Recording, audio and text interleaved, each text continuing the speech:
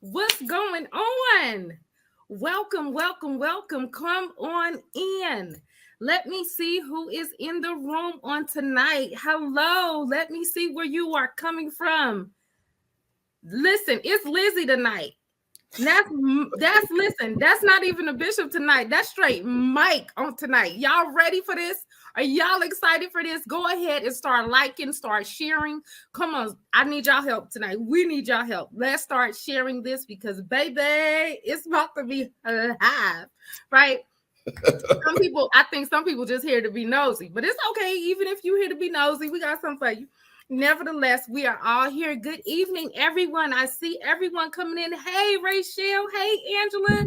Tamanika, Tyrone, Jakari, Angela. Listen, the family is all here. Y'all liking and sharing. Let me know you liked it and you're sharing it. Hey, Nanny. Yes, I am excited. I'm going to calm down. Listen, I got some water. Because I am excited. I'm super duper excited, right? Yes, listen, y'all go ahead and let us know that you in here and you ready. And let's just go on and put a disclaimer. Hey, Maze. Hey, Gwen. This not church. Nope, no church. This not church. So it ain't church. If you was looking for the a 1-2, come back Sunday, okay? This not church. This not church.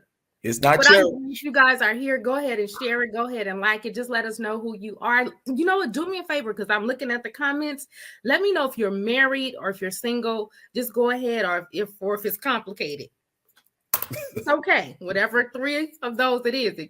You can't be all of the above. Okay. Right. Well, Mike, this feels weird. Mike.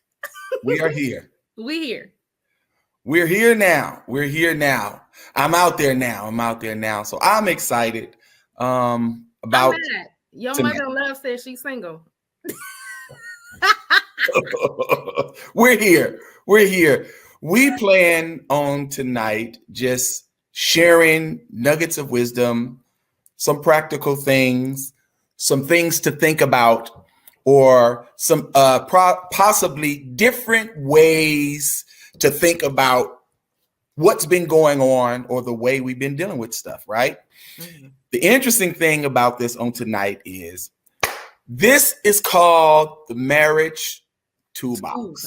Welcome to the toolbox. This is the toolbox, right? Yeah. The toolbox. This is the toolbox, which means that there should be a couple of different things in the box, right? Not everything looks alike. Not everything is going to do the same thing, right? So we want to deal with the marriage toolbox on tonight. One of the things I want to say to everybody is we're here just to try to shed some light on some situations. We are not the marriage and family therapists, all right? We are not. That's the disclaimer. That's the disclaimer. We are not the marriage and family therapists. She's very married. If you need that, you can also let us know, and we can work on finding somebody to help you with that. All right. One of the things I'll start off with saying on tonight is this. We are very big on holistic health, healing, right? I totally believe in Jesus and a therapist. Jesus and a therapist. There's nothing wrong with Jesus and a therapist. And I want you to understand that the therapist does not take the place of Jesus. All right. Don't get it twisted. All right. So we want to talk. We want to share some things on tonight. I see some of the comments. Listen, y'all know this is not my element, but we're here. So Pastor Trotter is here. You know what? He be on your side. So I think what's gonna happen is we're gonna have to have him and Lady Trotter in the toolbox because he be so for Mike. But she my sister, so I know she's gonna be coming in the toolbox in a little minute. In a minute, I see Denise is here. Listen, she is the epitome of a wife. I mean, she is amazing. She is great. She is so graceful, and God has graced her in this season to minister to us wives. She is so graceful. He said he on the lower side. Oh, you so safe. Oh, you safe. I listen, I'm seeing all the family that are showing up. I see our son and daughter in the gospel. The Max are here. Hey guys, And I know it's late on the East Coast. Listen, our sister Cassandra Richardson, and she's here. She's up. They're all on the East Coast. So we excited. She said, girl, bye. It's the truth. But anyway, yes, we are not therapists. We just have over 2 decades of experience, of mess ups, I can't say failures, but what I can say is experiences. There are some things that we wouldn't have learned without this toolbox. There are some things that we learned, and that's why we can pull them out on tonight. And we're not going to pull out everything because we would be here forever. I would that you would just pray for us because this is our life. And we're going to share some things on tonight that at the time we went through them, it wasn't easy, but we're willing to share if that'll help you in your marriage. Right. So I'm going to do something. Y'all don't laugh because I got to show you guys where it all began. Some of you guys know, but not everybody know that I've been rocking with Mike and Mike been rocking with Lizzy since there it is, y'all. Nishram Elementary School, 2nd grade, 1986. Do you see that? He's in the top left and I'm on the top right there. We're circled in the red. So we've been at this thing. Well, he's been liking me. He had a crush on me and stuff. Yes, he did. Right. And so we have been friends. Let me just lay that there. We have been friends since 1986. Right. We were friends. I liked him as a friend. He was kind of like gigging me and digging me in the 2nd grade and stuff. So he would give me pickles and big balls because I was a chunky girl even in school. So he thought the way to my heart was candy and pickles and a little salami and little sour patch. And, what was it? Power? What was Sour Power? Sour Power. Yeah. Right. But nevertheless, we grew up, and I think as we got older, I left and went to college and come back, all of that. And found myself, actually, I was praying for him I was actually really interceding for him. By that time I was saved for real. Like I had the Holy Ghost for real. And then I was saved and he fell in my spirit and I began to pray for him, not knowing that he was in front of me. It made me miss my light. And then I was saved and I had an attitude, although I was praying, a little carnal. It's okay. Don't judge me. And I looked over and it was Mike. And he was like, pull over. And I was like, oh my God. And it really kind of freaked me out because I was really praying for him while I was in my car. And we pulled over. And for the first time in our adult lives, we actually exchanged phone numbers because I respected the friendship. And I also respected who he was in the Lord's church. And I never wanted to, even before we even became an item, was to ever bring anything to his name. Right. So I was very cautious. And I even used wisdom, even in our dating process. And I'll say we didn't date long. Like he came in telling me who I was.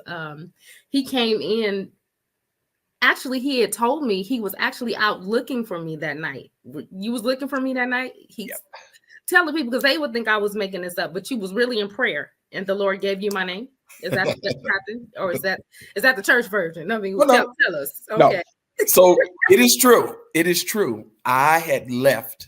I was actually staying at my godmother's house in San Lorenzo. And I kept hearing the name Elizabeth. I kept hearing the name Elizabeth. Say my name. And I said, yeah, I'm getting ready. I said, I'm finna drive all the way back to Richmond because I'm going to find Elizabeth. And I kept saying, like, Lord, are you talking about the church? Because we all went to the church named Elizabeth. And I don't believe there's anybody in that church my age that I want to go out with. So I'm like, okay, something's going on. And so I did. I drove all the way back to Richmond. And believe it or not, We were actually on Harbor Way. So we the freeway coming off the freeway. We're on Harbor Way, and I just passed the school that we, I fell in love with her at, right? Past the school, I drive by it intentionally on purpose, kind of have great memories, all that kind of stuff. And so when we get a little further down, I'm just kind of cruising because I'm still trying to figure out, like, why do I keep hearing the name Elizabeth? And I'm going further and further into Central. Slower and slower. Slower and slower, because I'm like, okay, if you tell me to stop, Lord, I'm going to stop. So I'm like, I'm not in a hurry because I hear the name Elizabeth. No lie. No, no shot. Like, I just kept hearing Elizabeth. I'm like, wow. So as we're going and I'm just kind of cruising, and then I noticed that her attitude comes out in the way that she's now driving this car, right? So I'm like, what is this person's problem? I'm over here trying to find Elizabeth, and this person is over here cutting the fool in this car. Don't make me have to act Richmond. And lo and behold, it was Elizabeth. And it's like, oh, wait, pull over. Pull over. Now, this is very interesting. Where we pulled over was at the corner of Harbor Way and 9th Street. Crazy thing. So we get out of the cars and we're exchanging numbers. And I'm now really intrigued because I'm looking in those nice brown eyes and I'm like, ooh, this chick is pretty to me. And I finally got her to myself. And so as we're talking, and I really wanted to grab her hands, but I was like, that's probably going to be a little creepy. And she might try to punch me because when we were younger, I would try to sneak a feel, and she would turn and punch me every time. So I was like, yeah, I knew better not to try to touch her because she likes to fight. And so I'm like, wow, this is interesting. But the place where we stopped to pull over, and right there, I told her, hey, I want you to go home and pray. I want you to talk to God because I believe God is going to take us somewhere together. And this is what I say to her. Right? No, this wasn't a church boy pickup line or anything like this. This is just the way that I was feeling. And so this is what I told her. Now, and so we, exchanged numbers or whatever, and we left from that space. But ironically, that space that we actually pulled over is where a big portion of our lives as being married people centered around. One, she started working after us being married for a while. She started working right across the street at Kaiser, right? And been there for 20 some odd years. And our first physical church building was right there in Market Square Mall, which was right on the opposite side. So it was just kind of weird the way the Lord did that for us two Richmondites. Right. Came from the same exact place. We lived a couple of blocks apart and one street over from each other, even growing up. And so that's how we got to the adult portion. Right. And so he's saying to me, go before the Lord and see if he reveals anything to you. And I'm saying, do we know all sing together? Because as kids, y'all don't know, as kids at elementary school, Mike has always been the pastor. He has always been the church boy at school. He was the pastor. And so I went to his church in elementary school during recess. That's when you went to Mike's church. And I was the choir director. Yes. And so growing up in the Baptist church, we would have, choirs, it's choir anniversary day. So I would invite him and he would be, the one friend that would show up. And I'm turning the car around and I'm like, do he know I don't sing anymore? But I heard the sound of my spiritual father. I heard the sound of my bishop, who had told me earlier that year. He told me, he said, Nick, and my family calls me Nick. They said, Nick, I hear wedding bells, and within 6 to 9 months, you'll know him.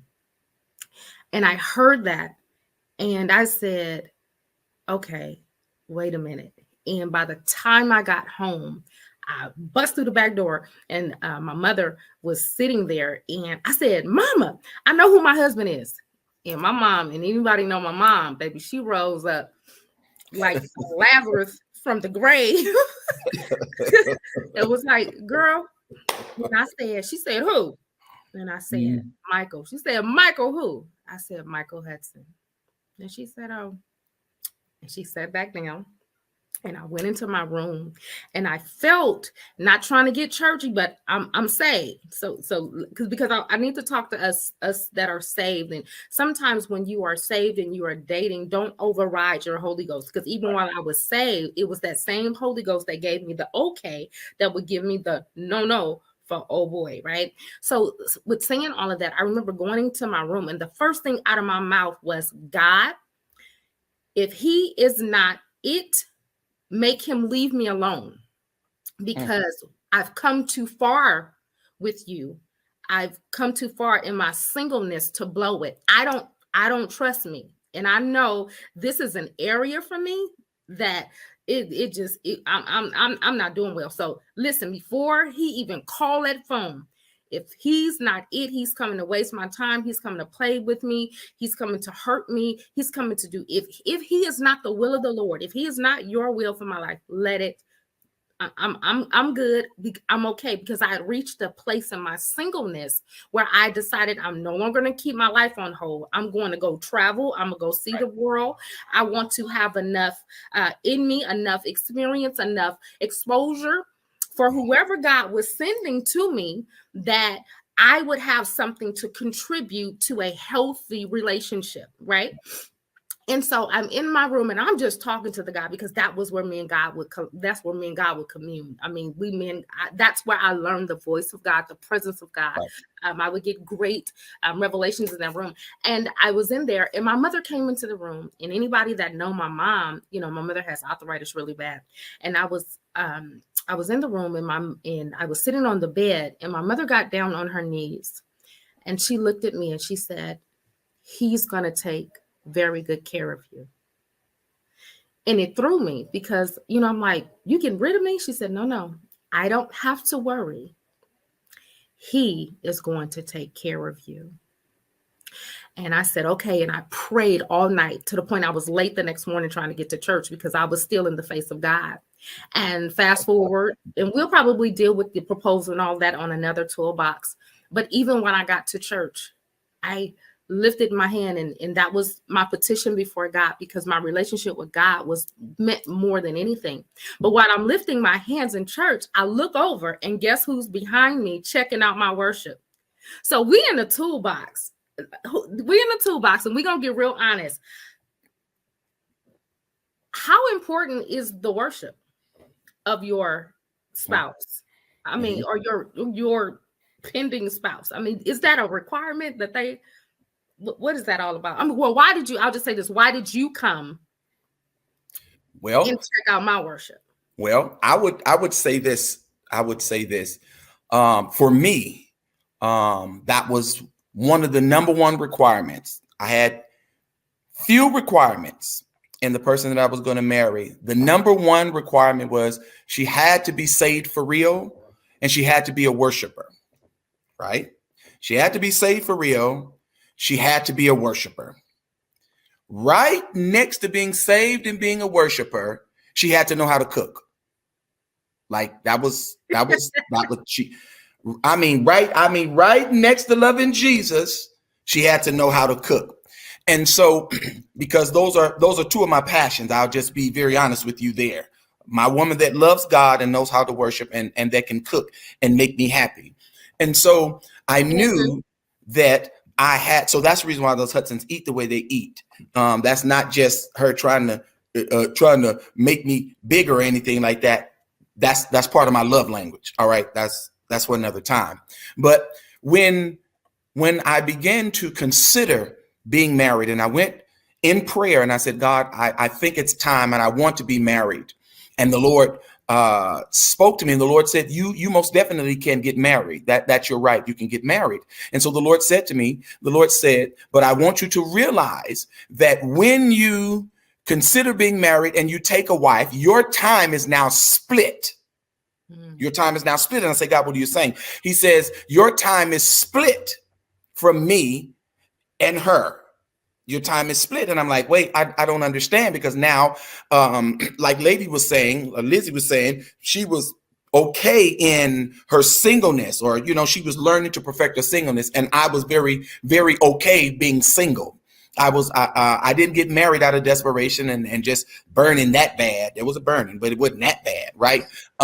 Because I at the time that she and I got together, I was a young evangelist and preaching and traveling and doing all those things.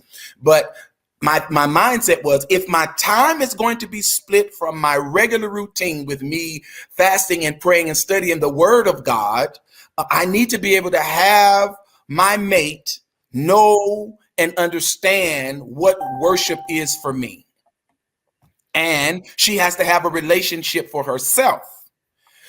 So that was very, very important. So I said, no better time than now. I got to show up down to her church. Now, I will be very, very, very, very, very, very honest with you. 2 reasons why I showed up down to that church.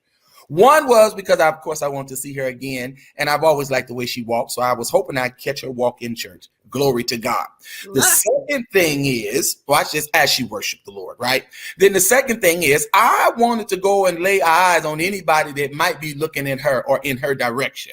Now, anybody that knows me, from the time we met or we were in school in 2nd grade, because there were other boys that did like her, and she called herself having boyfriends and stuff like that. And I did go after each and every one of them. I ran them off and I threatened them, and she could not figure out why they were treating her that way. I couldn't understand why my Gucci braids, my baby hair, and my bamboo earrings wasn't doing what LL Cool J said it was gonna do. But he was over there threatening people, and so I'm in the bathroom having problems. Like, well, am I ugly? And why don't nobody like me? Well, they was scared of Mike, because Mike from the 2nd grade was doing all that. I mean, yeah, Bishop was a bully. Yes, he was. Well, I wasn't exactly bullying. You was, and be healed now, right? I just told him stay away from her because she belonged to me.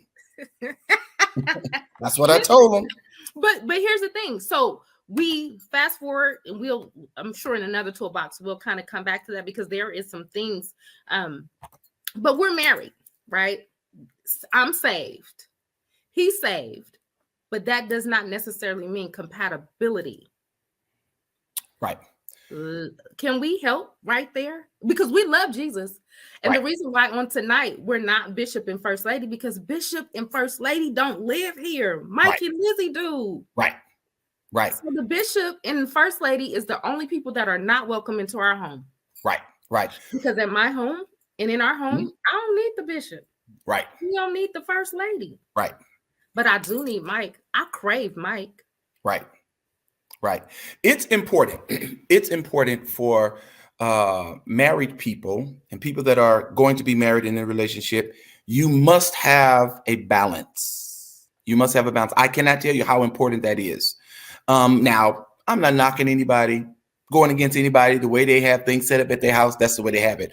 But I do not want to be home and my wife, my woman, my lover is still calling me Bishop.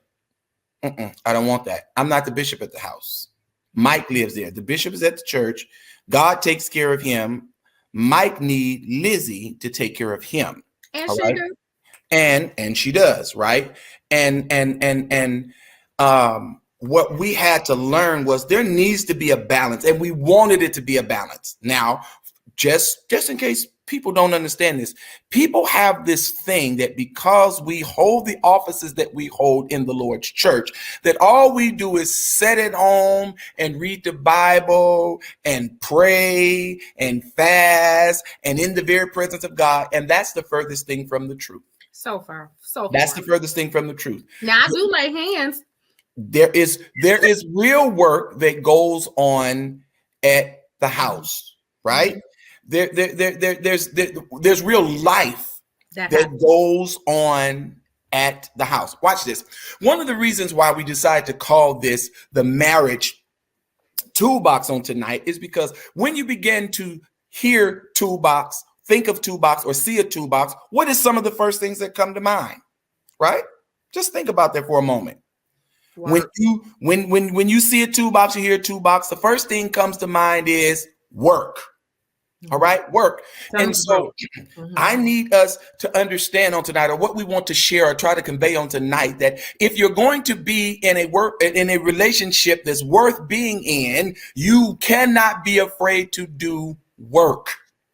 There has to be a level of working. Watch this. One of the definitions for toolbox is a box or a chest or a cabinet. Watch this, for holding hand tools. I like this. For holding hand tools. This toolbox is not necessarily talking about power tools just yet, but hand tools, meaning that you now have to make the conscious decision to pick up the tool with your hand and apply it and make it work for you. Right. That is so very important. You must be willing to open that box and pull out the tool, watch this, that best fits what needs work now. And can I say that while you're opening that toolbox to make this thing work, you have to have a work ethic. Yeah. Yeah.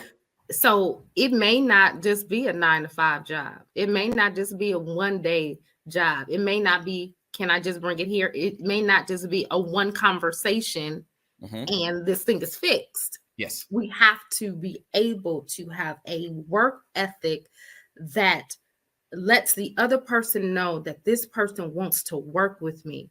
Right. And here's the thing. When we got married, he had a toolbox. I had a toolbox. He came from his family. I came from my family. So not only did we have baggage, but we all had our toolboxes, right? And if I be very transparent, the only tool that I knew how to use was a hammer, right? So I was probably the one, I'll be honest, putting holes in everything because all I knew was a hammer. But you can't fix everything with a hammer. All I know is you can put a nail in and you can pull a nail out. That's all I saw. That's all my hands could grasp. So do you know how many times where a different kind of tool probably would have worked? Right. But all I knew how to do is use a hammer. Hammers are loud.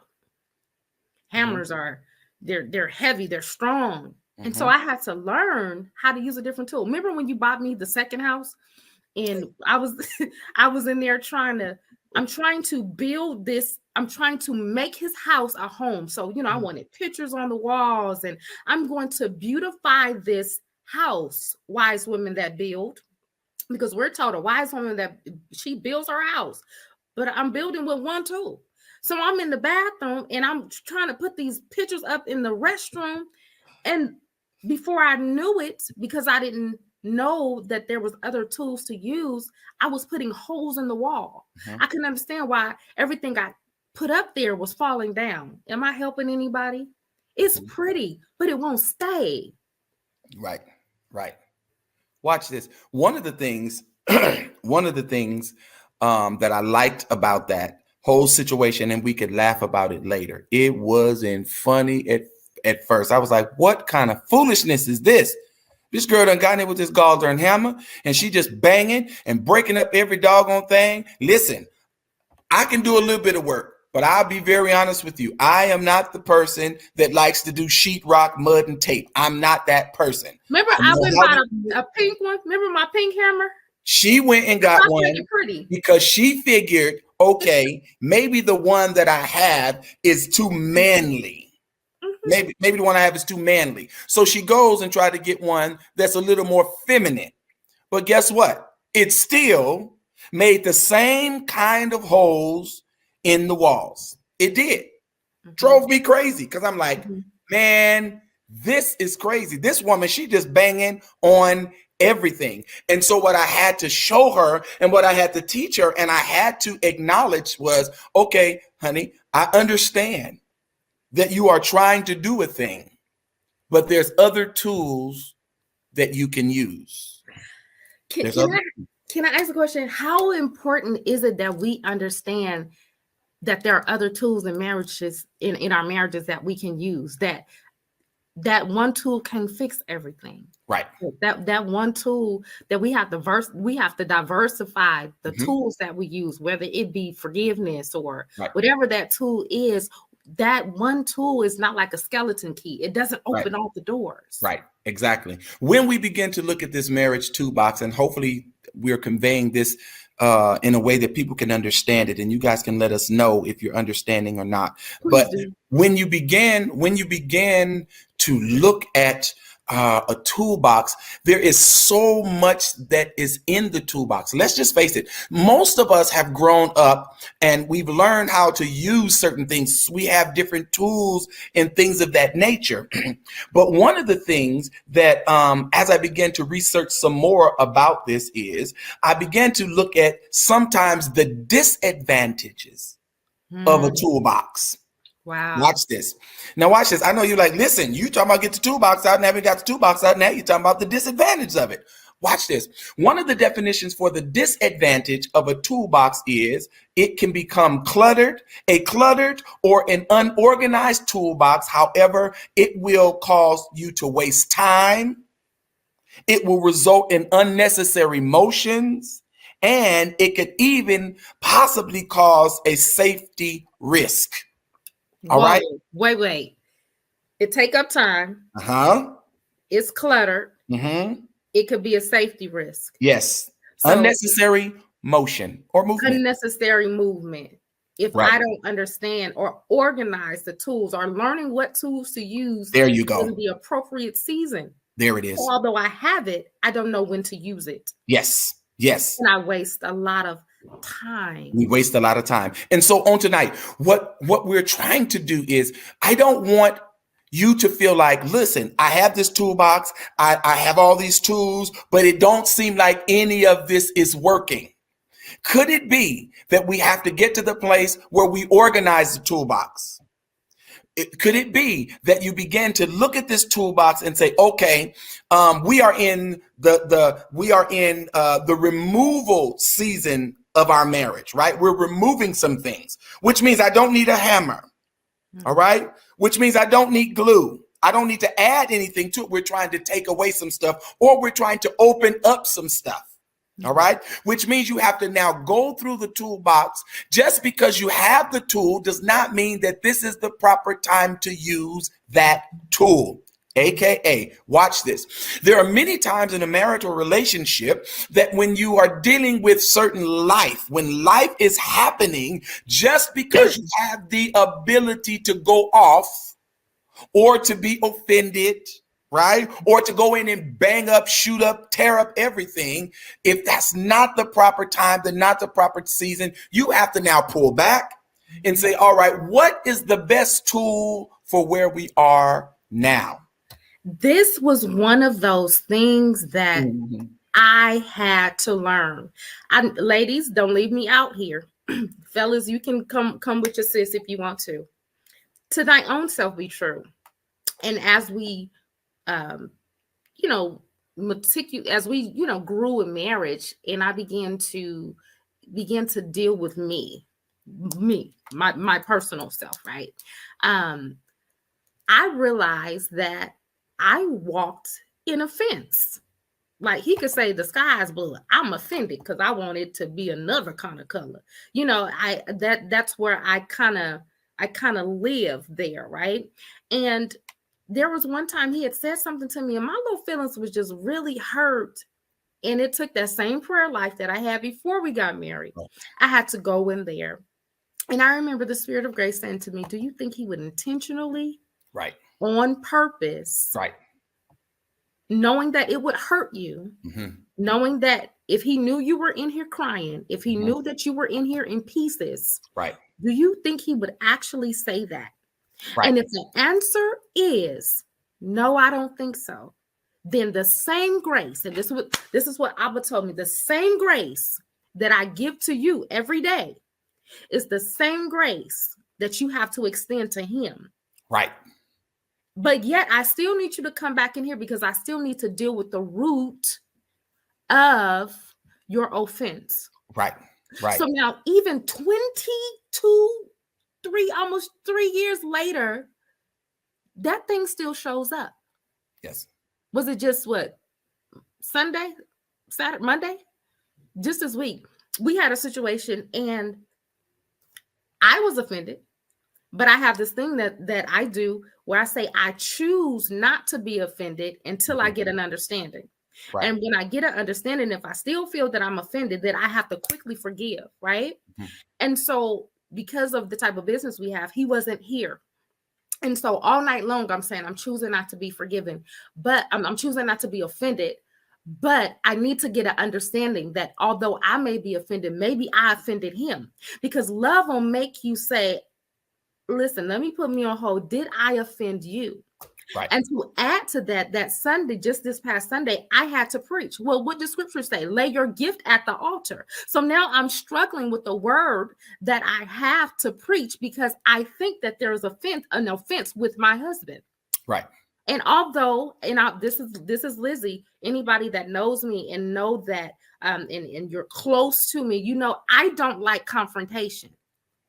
I'll rather, and I'm in therapy. My therapist is helping me with that. I don't like confrontation, whether it's healthy confrontation or whatever. I don't like it. I would rather take it all in. But the problem with that is that I self-implode. Right. Right. Watch this.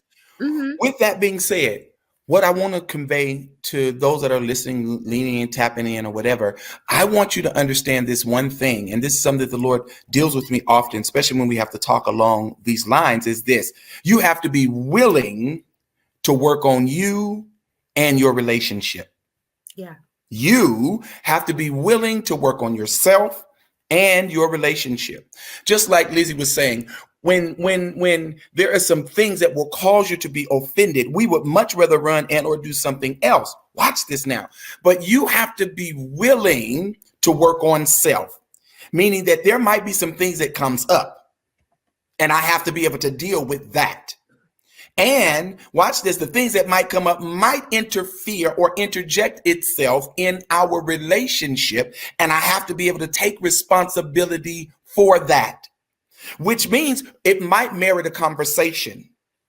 And watch this, most of the time, and we have to be very careful, especially as married people, because some of us are straight shooters. Right? Some of us are just straight shooters. And even being a straight shooter, there are times that you have to use wisdom on how to pull back. You can you wait for the right opportune time to be able to say a thing. And sometimes you might have to say, hey, this is making me feel some kind of way. Or I'm not sure what this thing is that I'm feeling. I'm sensing, but something's going on. And what that does is that let your partner know that there's something going on. And so to be on the lookout. And if you have a mate that is in tune with you, they can say, oh, no, it's not this. It's not that. You don't have to worry. Or they can come to you in love and say, hey, let's explore this.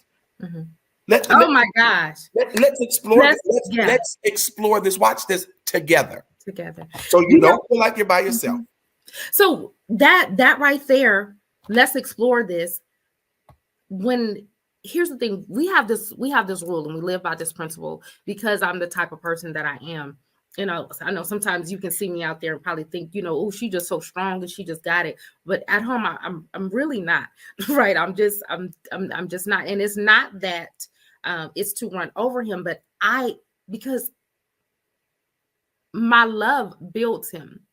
So, and I also know the other side of me, that I am a valet of the vocabulary. So I can say some stuff to you, baby. You would rather me just hit you or cuss you out, but I can say things that'll rock your world. I'm very sorry. I can do that. But because I'm working on me and I don't want to do that and I don't want to offend, he's my covenant partner. He's who I'm doing life with, right?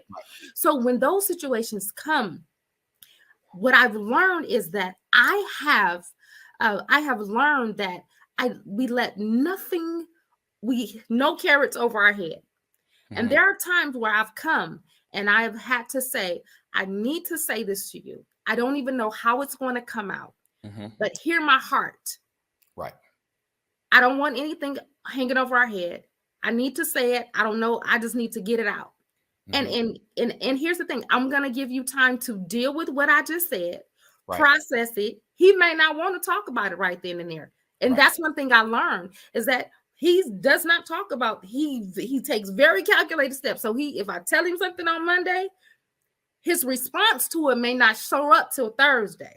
He gonna talk to you Tuesday and Wednesday, but when Thursday hit, it finally kind of, and I have to give him that space to kind of sift through and sort through what I just told him, because he has feelings too. Right. That's key. Right. He has feelings about what I said. That's key. How I said it. He got to sift this thing out and find out what's the truth of what I'm saying. What's the meat of it? What's fluff? What's, PMS? What's the stresses of life? He has enough wisdom to sift through that. And then we come and we have the conversation. We have learned not to have conversations when we're both at 100, because we both want to be heard. Right. So to prevent me from saying those things and prevent him from looking at me and just shutting down. Right. Because he has the gift of shutdown. Right. That was one of the things I wanted to mention, because I'm good in most areas. But when I have to really think about a thing, or I have to really sift through a thing, or I feel threatened. And when I say I feel threatened, not necessarily me as a person, but me as the husband, me as the provider, me as the protector, me as the father, right? I have to now say, okay, I need to be able to make sure that I'm in the right frame of mind. And so I know how to shut everything down. And when I say shut everything down, I'm not talking about, oh, I'm just in a little cloud right now, I'll be fine. No. I can shut it all the way down, and I can be in the room with you. You could be talking to me, having a whole conversation, and I can literally turn you off as if you are not there at all. I have the ability to do it. And I had to learn, watch this, that first of all, I learned to do that because that was safe for me to do. Because in my younger day, when I was much younger and a little bit more immature, I said just a little bit, y'all. When I was just a little bit more immature, I could go from 0 to 52 in a minute. And when I would go from 0 to 52, I would tear up my stuff, your stuff, and everybody else's stuff. It didn't make me any difference. And so I had to learn, like, oh, fool, that's not how this works. Like, you don't tear up your stuff, right? I would just tear up everything. And so I learned how to just cool it and hold it all in and begin to sift it out.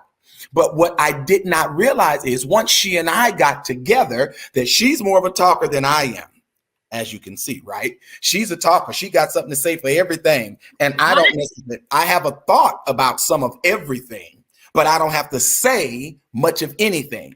And so when I shut down, I did not realize that that was shutting her out. It was shutting her out, and it was making her feel as if I was no longer in the relationship with her. I hope this is making sense. I'm grasping for tools at this point. And so I am very calculated. So I'm like, okay, I got this tool in my toolbox, and I first got to take care of me. And this tool that I'm using, even though it is to help me, watch this now, it's hurting her. AKA, this tool is too big. Like, right? This is a small thing. This is a small thing. So I don't need, if it's a small Allen wrench that I need, I don't need a pipe wrench. That's overkill, right? And so I had to learn not to give overkill, even though I was trying to work on me, right? Even though I was trying to deal with me. And so I had to learn that those were things that were hurting her, and I could not do that, because by me doing this, she felt like I was not in the relationship with her. Now that's crazy. So listen, Deb says this. She says, allowing grace. First of all, I love the fact that we allow grace for our own processes. We don't move in the same way. It's knowing our mate and understanding their mode of processing life. Absolutely, right? Because that shutout for me, you can't really, that's the devil's playground to, if I ever feel like I'm in this thing by myself, because then I'm gonna kick into a roommate. And the last thing you want to do is have me as a roommate, because I didn't marry you to be a roommate. I married you to be a life mate. So now that puts me in this disposition that I really don't want to be in. But once again, I'm trying to now protect my feelings in my little heart that's breaking here. So now I'm reaching for a tool. And the tool that I have to dig in my toolbox is grace. Grace. Like, okay, wait a minute. Let me get an understanding. Let me back up a minute. Right. And once again, realizing I'm not in this by myself. And shut up, devil. I'm not. Can we just be honest? When we have those moments, how many I wish somebody would be honest on this thing on tonight. How many times have you felt isolated and by yourself in your marriage, and before you knew it, you took out your little book and you start adding up how much money you make and how much an apartment is, and I can just go on and do this all by myself. So y'all gonna lie in this toolbox. Right. Because that pressure and that feeling unprotected, uncovered, and all of those things make you say, well, let me hop out of this. Right. And I love you so much to the point I can let you go and you can let me go and we can go on. Yes. On. And I think a lot of our marriage is when we get there, we don't grasp a tool. We just let that thing just play out and ride out. And then we bring in other people. And then we start comparing our marriages. Unhealthy comparisons. Unhealthy. In this process, a couple of things that always sticks out in my mind is this. When we're going through this, it is very important that we don't do unhealthy comparisons, because when we start with the comparisons, they're unhealthy. Why? Because that which you're comparing it to is not the relationship, is not the marriage that you are in. Their mate is not your mate. Don't compare your mate to someone else. One of the hardest things I hear as a man that I hear from other brothers when they're talking about their wives or to their wives, they're always saying, I wish she was like so-and-so, or if she would just do like so-and-so. I know that is a very damning place to be in. It's a very damning place, and it is a very deceptive place to be in. Because what happens is we start now moving in unrealistic expectations. You have unrealistic expectations for your mate to be like someone else's mate, and that's not who they are.